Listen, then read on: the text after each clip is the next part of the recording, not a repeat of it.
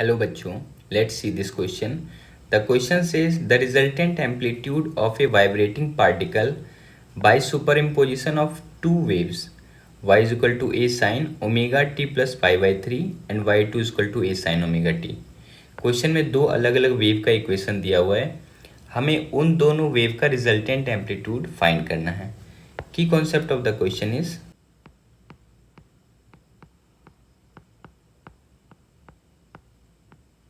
resultant amplitude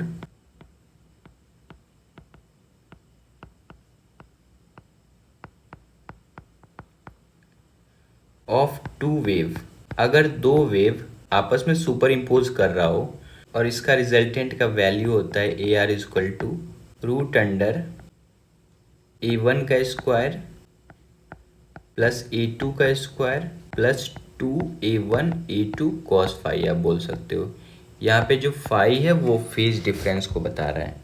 तो इसकी concept की हेल्प से हम लोग इस क्वेश्चन को सॉल्व करेंगे. क्वेश्चन में दो अलग अलग वेव दिया हुआ है. एक वेव है Y one equal to A sine omega T plus pi by 3. इसका अगर एम्पलीट्यूड देखो, एम्पलीट्यूड को मैं अगर ए वन से रिप्रेजेंट करूँ तो ये ए वन वैल्यू क्या हो जाएगा, ए हो जाएगा. और दूसरा वेव क्वेश्चन में दिया हुआ है वाई टू इक्वल टू ये है ए साइन ओमेगा टी. इस कंडीशन में भी अगर आप दूसरे वेव का एम्पलीट्यूड को ए टू से रिप्रेजेंट करो तो ये ए टू वैल्यू भी ए है. अब अगर हम लोग रिजल्टेंट निकाले तो हमें फेज डिफरेंस की ज़रूरत पड़ेगी, यानी डेल्टा फाई का. तो आप इजीली देख पा रहे होगे कि फर्स्ट वेव का जो फेज है omega T plus pi by 3 है और सेकेंड वेव का जो फेज है ओमेगा टी है. अगर आप इसका डिफरेंस निकालोगे तो ये पाई बाई 3 आ जाएगा, क्योंकि ओमेगा टी कैंसिल आउट हो जाएगा.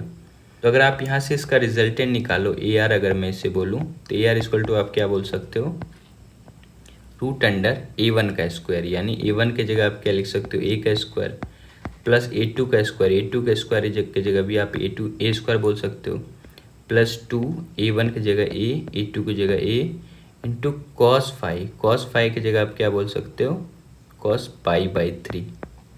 कॉस पाई बाई 3 का मतलब है कॉस 60 डिग्री, और कॉस 60 डिग्री का वैल्यू होता है हाफ. तो इसे आप लिख सकते हो ये ए स्क्वायर प्लस ए स्क्वायर, ये प्लस 2a स्क्वायर, और कॉस 60 का वैल्यू हाफ होता है तो ये 2 से 2 कैंसिल आउट हो जाएगा.